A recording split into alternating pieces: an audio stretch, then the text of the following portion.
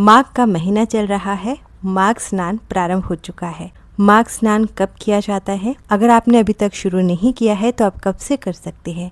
माघ महीने का कितना अधिक महत्व है? माघ महीने में माघ स्नान करके आप किस तरह से सद्गति को प्राप्त कर सकते हैं, सब बताएंगे, तो वीडियो में अंत तक जरूर बने रहिएगा। श्री रामचरितमानस के बालखंड में लिखा है, माघ मकर गति रवि जब हुई, तीर्थ पतहिम आव सब कोई। धर्मराज युधिष्ठिर ने महाभारत युद्ध के दौरान मारे गए अपने रिश्तेदारों को सद्गति दिलाने हेतु मार्कंडेय ऋषि के सुझाव पर कल्पवास किया था। गौतम ऋषि द्वारा शापित इंद्रदेव को भी माघ स्नान के कारण श्राप से मुक्ति मिली थी। माघ मास में जो पवित्र नदियों में स्नान करता है उसे एक विशेष ऊर्जा प्राप्त होती है।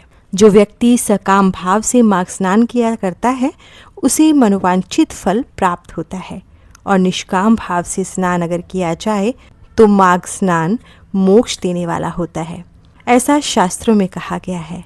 वैसे तो इस माघ का हर दिन ही पर्व के समान है, लेकिन कुछ खास दिनों का खास महत्व भी इस महीने में है।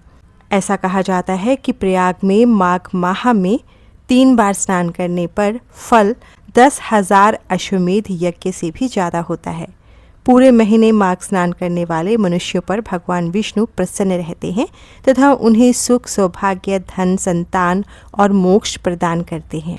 महाभारत अनुशासन पर्व अध्याय 106 के अनुसार, माघम तो नियतो मासमेक भक्तेन यह क्षिपेत श्रीमत्कुले ज्ञाति मध्ये स महत्वम प्रपद्यते। अर्थात जो माघ मास में नियम पूर्वक एक समय भोजन करता है वह धनवान कुल में जन्म लेकर अपने कुटुंब जनों में महत्व को प्राप्त होता है। पद्म पुराण के अनुसार, ग्रहाणाम च यथा सूर्यो नक्षत्राणाम यथा शशि मासानाम च तथा माघः श्रेष्ठः सर्वेषु कर्मसु।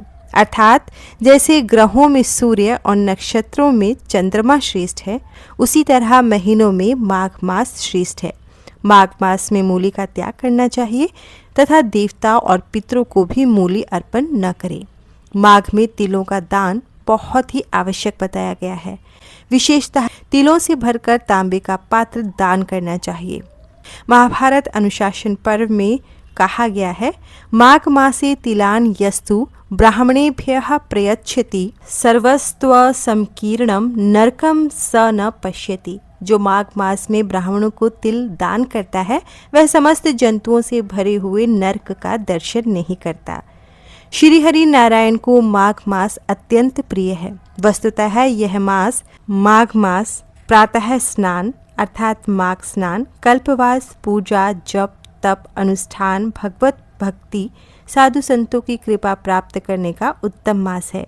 माघ मास की विशिष्टता का वर्णन करते हुए महामुनि वशिष्ठ ने कहा है, जिस प्रकार चंद्रमा को देखकर कमलनी और सूर्य को देखकर कमल प्रस्फुटित और पल्लवित होता है, उसी प्रकार माघ मास में साधु संतों महर्षियों की सानिध्य से मानव बुद्धि पुष्पित, पल्लवित और प्रफुल्लित होती है, यानी प्राणियों को आत्मज्ञान की प्राप्ति होती है। ब्रह्म मुहूर्त में माघ स्नान किया जाता है, यानी कि सूर्योदय से 1 से 1.5 घंटा पहले, परंतु उसके बाद जितना विलंब होता जाता है उतना ही निष्फल होता है।